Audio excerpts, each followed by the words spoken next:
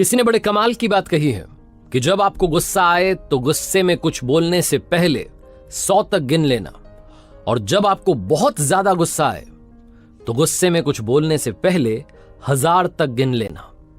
नमस्ते दोस्तों, मेरा नाम है आरजे कार्तिक। आप देख रहे हैं एक नई कहानी। ये छोटी सी कहानी एक व्यापारी की, जो अपने देश में रहकर के व्यापार कर रहा था, लेकिन उसे लगता था कि विदेश जाएगा, ज्यादा पैसा कमाएगा और बड़ा बिजनेस करेगा। उसका ये शुरू से मन था, लेकिन उसके घर वालों ने कहा कि बेटा उम्र हो चलिए, शादी करनी जरूरी है, तो उसकी शादी करवा दी गई। शादी के कुछ महीने के बाद एक बार फिर से उसने जिद अपने पिताजी को बताई कि मुझे बाहर जाकर के पैसा कमाना है। अपनी वाइफ को बात बताई। उसकी वाइफ ने कहा कि ठीक है, आप जाना चाहते हैं जाइए, जैसी आपकी इच्छा उसमें मेरी इच्छा, आपको जो अच्छा लगता है वो आप कीजिए, हमारे जीवन को अच्छा बनाना आपके हाथ में। अपनी गर्भवती पत्नी को घर पर ही छोड़कर अपने माता पिता के पास वो व्यापारी विदेश चला गया। वहां रहकर के अच्छा बिजनेस करने लगा, धीरे धीरे और पैसे कमाने लगा। तकरीबन 16-17 साल वो बाहर रहा। घर पर पैसे भिजवाता था, चिट्ठियां भिजवाता था, इस तरफ से चिट्ठी जाती थी, इस तरीके से कम्युनिकेट करता था। लेकिन जब उसे लगा कि उसने बहुत सारा पैसा कमा लिया, अब तो घर वापसी करनी चाहिए, तो उसने जहाज का अपना टिकट करवाया और शाम में वो जहाज में रवाना हो गया। पानी की यात्रा थी, पानी के जहाज में था, लंबा समय लगने वाला था। अपने साथ में सामान लेकर के, पैसा लेकर, जो कुछ कमाया था वहां से निकल पड़ा था। जहाज में एक दिन बीता, दूसरे दिन उसे एक ऐसे व्यक्ति से उसकी मुलाकात हो गई जो बहुत ज्ञानी था, लेकिन थोड़ा सा दुखी उदास सा बैठा हुआ था। तो ये व्यक्ति उसके पास में गया व्यापारी, और पूछने लगा कि आप भाई साहब उदास क्यों बैठे हैं। तो उसने कहा कि मैं इस देश में अपनी ज्ञान की बात बेचने के लिए आया था, जो मेरे पास फॉर्मूलाज हैं वो बताने के लिए आया था, लेकिन कोई खरीदने के लिए तैयार नहीं है।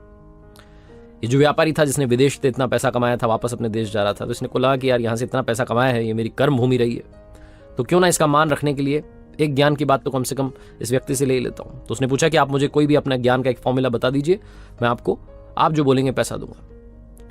वो जो उदास व्यक्ति था वो खुश हो गया। उसने कहा हाँ जरूर, मैं आपको एक काम की और ज्ञान की बात बताऊंगा, लेकिन बदले में आपको 500 गोल्ड कॉइन्स देने होंगे। इस व्यापारी को लगा बहुत ज्यादा मांग रहा है, लेकिन ने कहा ठीक है, इसको लगा ठीक है, इतना तो बनता है अपनी कर्म भूमि के लिए। तो 500 गोल्ड कॉइन्स दिए, और सामने वो जो व्यक्ति था ज्ञानी, उसने एक ज्ञान की बात बताई।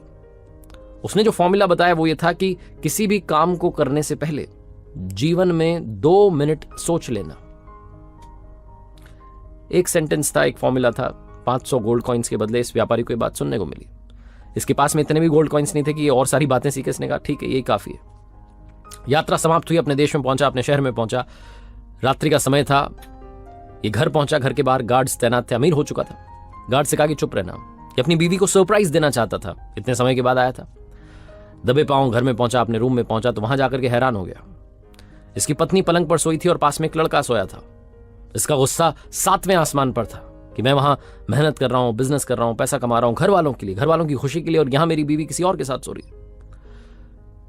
ये व्यक्ति बाहर गया, बरामदे में एक तलवार लटकी थी, तलवार लेकर के आ गया और अपनी ही बीवी का वध करने जा रहा था। इसने सोचा भी खत्म कर देता हूं दोनों को। फिर इसे वो ज्ञान की बात याद आ गई कि कोई भी काम करने से पहले 2 मिनट सोच लेना।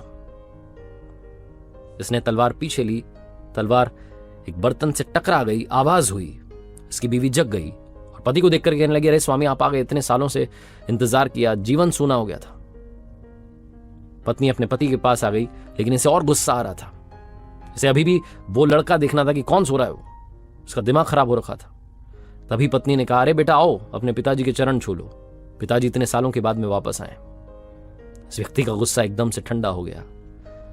वो लड़का जब उठकर के पिताजी के चरणों में आया, तो उसने जो पगड़ी बांधी हुई थी वो खुल गई और उसके लंबे बाल बिखर गए।